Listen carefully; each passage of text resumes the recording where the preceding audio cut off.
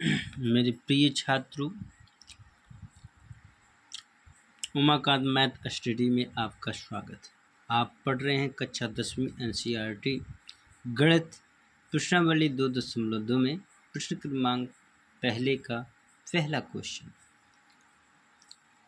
बस जैसा कि आप देख पा रहे हैं, प्रश्न में लिखा निम्नलिखित द्विघात बहुपद के शून्य ज्ञात कीजिए और शून्यकों तथा गुणांकों के बीच संबंध की सत्यता की जांच कीजिए। प्रश्न क्रमांक है x² - 2x - 8। हल। बच्चों, हमें जब शून्य किसी भी बहुपद के ज्ञात करने होते हैं तो यदि शून्य नहीं लगा है तो उसको हम मान के चलते हैं, माना कि दिया गया द्विघात बहुपद शून्य, दिया गया बहुपद का मान शून्य है, तब हम इसके आगे के शून्य निकाल सकते हैं। जैसे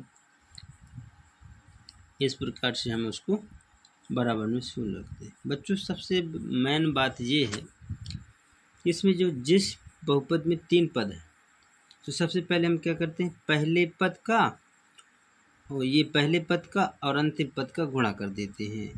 तो बच्चों, पहले पद में x² है, अंतिम पद में अपना -8 है, तो इसका गुणा करेंगे तो अपना प्राप्त होगा इतना। अब इसके यदि गुणनखंड हम प्राप्त करते हैं, मतलब लघुत्तम करते हैं, तो इसी प्रकार से लघुत्तम हम आएंगे 2 करके 2। ये जो x है तो x² को हम x गुणे x के रूप में लिख सकते हैं। तो हमें इनमें इस प्रकार के इन्हीं गुणनखंड में से हमें जो माइनस का भी उपयोग करना है और जोड़ने या घटाने पर माइनस के 2x आना चाहिए। जैसे हम 2 दूनी 4, तो 4 में से बच्चों यदि 2 घटा दें तो अपना 2 आ जाएगा, लेकिन ये माइनस का आना चाहिए। तो हम माइनस का यदि 4 कर लेते हैं प्लस 2 का कर लेते हैं तो अपना 4 बड़ी संख्या हो जाएगी माइनस की, और प्लस का 2 छोटा हो जाएगा, तो माइनस की अंक आ जाएगा। तो बच्चों, हम इस प्रकार से हम 4x और 2x ये गुणनखंड उपयोग में ले लेंगे। तो 4x प्लस 2x माइनस 8 बराबर 0। अब बच्चों, 4 पद हो गए, 4 पद में से जैसे 2 पद ये हो गए, 2 पद ये हो गए, तो 2 पद में से इसमें कितने का कॉमन है, उभयनिष्ठ कॉमन क्या है, तो कॉमन इसमें x आ रहा है, तो x - 4। इसमें कॉमन क्या रहेगा, 2 का आ रहा है, तो 2 कम 2 x आया, 2 जो को 8। तो इस प्रकार से अब पूरे में से देखो x - 4 ये उभयनिष्ठ है, तो अपन इधर कॉमन ले लेंगे, x - 4 बचेगा क्या, x + 2 बराबर 0। तो दोनों के बराबर में 0 कर देते हैं अलग अलग स्थिति में, तब जाके अपने ये शून्यक निकलेंगे। तो इस प्रकार से बच्चों ये शून्यक हमारे निकल आते। अब इनकी सत्यता की जांच कर लेते। इधर जांच लिख लेंगे, लिखेंगे शून्यकों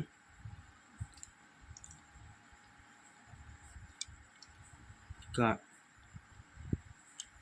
योगफल बराबर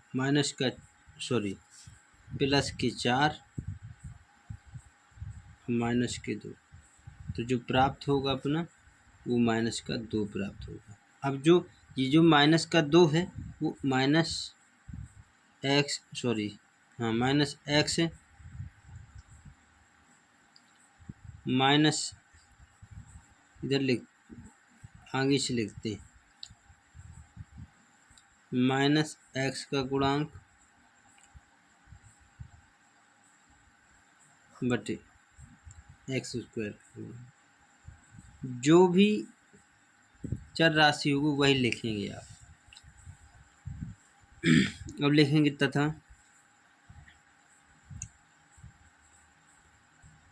शून्यकों का गुणनफल।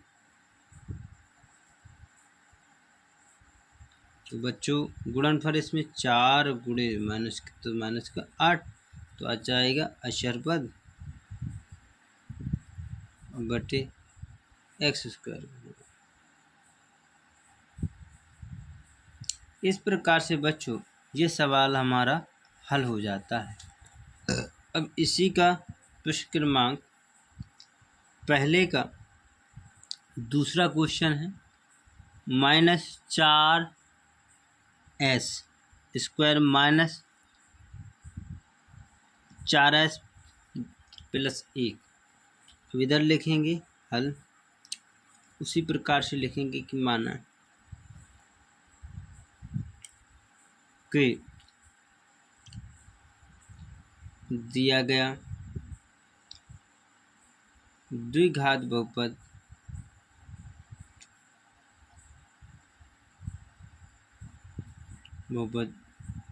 का मान 0 है। यहाँ लिखेंगे 4s - 4s+1 बराबर 0। बच्चों की जैसा कि आप पहला सवाल लगा चुके हैं उसी के अनुसार देखें तो 1 यहाँ है, 4 यहाँ है। यदि हम इसका गुणा करते हैं तो अपन आता है 4s² और 4s के गुणनखंड होते हैं 2s 2s। इस प्रकार से 2 दूनी 4 भी हो जाएगा माइनस। यदि भले ही इसमें माइनस नहीं है हम माइनस लगा सकते हैं, लेकिन हमारा गुणा करने पर तो प्राप्त होगा 4s, क्योंकि माइनस माइनस का जब गुणा करते हैं तो प्लस हो जाता है। ये आया कहाँ से हम स्वयं रख सकते हैं, क्योंकि सवाल को हम हल करने के लिए माइनस का उपयोग, माइनस है तो माइनस का उपयोग कर सकते हैं। तो बच्चों इस प्रकार से 4s माइनस 2s और माइनस 2s प्लस 1 बराबर 0। अब 4s में से 2s कॉमन ले लेते हैं तो 2s माइनस 1 माइनस 1 का कॉमन लेते हैं 2s माइनस इतना बराबर 0।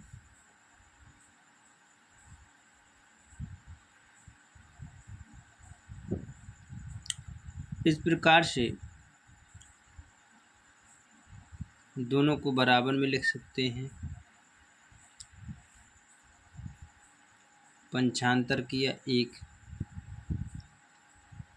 इधर कर दिया। आप लिख भी सकते हैं, नहीं भी लिखना हो तो आप जानते हैं क्या किया है, पंचांतर करने पर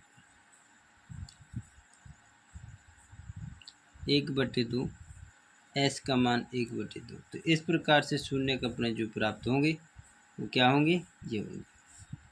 बच्चों अब जो हमें क्या करना है, शून्य जांच करनी है। लिखेंगे शून्य का योगफल, तो शून्य को योगफल 1/2, 1/2 को कॉमन लिया मतलब लघुत्तम लिया दोनों का, तो आए इधर 1 आ जाएगा, 2 को 2 1 आ जाएगा, क्या आया 1। तो बच्चों हम यहाँ लिख सकते हैं -s का गुणांक बटे s² का गुणांक। हम इस प्रकार का भी बना सकते हैं तथा शून्य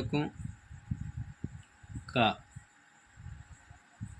गुणनफल बराबर 1/2 गुणे 1/2 करेंगे तो 1/4 आ जाएगा। 1 कम 1 2 दूनी 4। तो बच्चों हम लिख सकते हैं अचर पद बटे s² का गुणांक। इस प्रकार से बच्चों ये अपना दूसरा सवाल भी हल होता है। और अगला सवाल तीसरा सवाल किस प्रकार का है, 6x² माइनस। बच्चों इस जो घातें हैं इसकी जो आरोही क्रम में व्यवस्थित नहीं है, तो हम उसको पहले सबसे पहले क्या लिखेंगे, घातों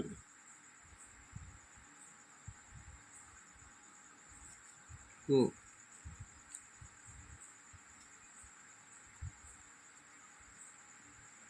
आरोही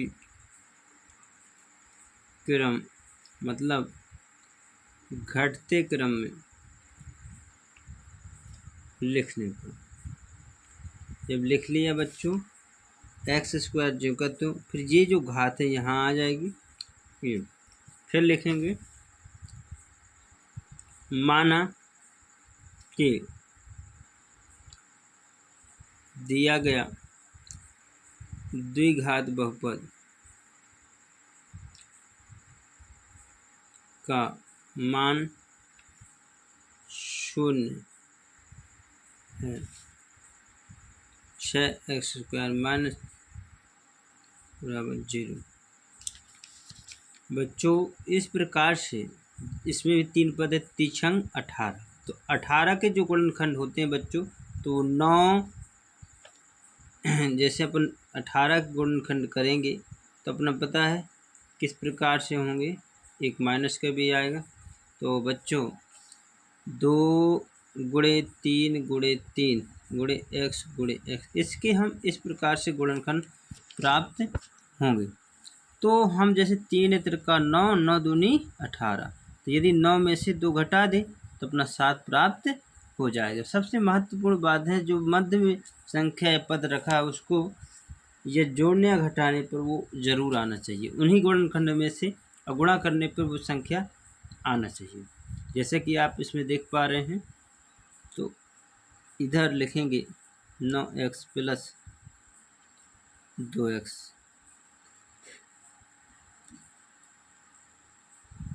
इसके बाद 3 इधर 3x बराबर 3 दूनी 6 3 त्रिका 9 प्लस 1 कॉमन लेंगे 2x माइनस 3 बराबर 0। अब पूरे में से 2x माइनस 3 कॉमन ले लिए तो 3x प्लस 1 बचा बराबर 0। अब इनको अलग अलग स्थिति में यदि लिखते हैं तो हमारे शून्यक मिलेंगे। ये आ गया पंचांतर कर दिया, क्या कर दिया बच्चों, पंचांतर करने पर जब पंचांतर कर दिया तो x बराबर 3/2 प्राप्त हुआ और x बराबर माइनस का 1/3 प्राप्त हुआ। ये आंसर हो जाते हैं, शून्य निकल आते हैं। अब जांच बची है तो जांच कर लेते हैं शून्यकों का योगफल 3/2 प्लस माइनस 1/3, इसको जोड़ेंगे तो क्या भिन्नों का जोड़ना कहलाया। 2 और 3 का लघुत्तम 6, 2 3 6 3 त्रिका 9, ये माइनस प्लस का माइनस हो जाएगा, 3 दूनी 6 2 आ गया तो 7/6। तो इस प्रकार से 7/6 प्राप्त होता है। तो हम यहाँ लिख सकते हैं माइनस x का गुणांक बचे x² का गुणांक तथा शून्यकों का गुणनफल। बच्चों जब गुणनफल होता है 3/2 गुणे माइनस 1/2 कट गया बराबर माइनस 1/2। तो यहाँ पर हम लिख सकते हैं अचर पद बटे x² का गुणा।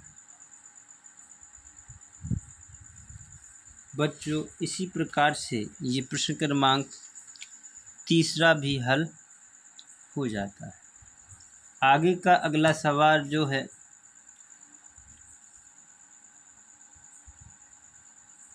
अब अगले सवाल अगले वीडियो में होंगे।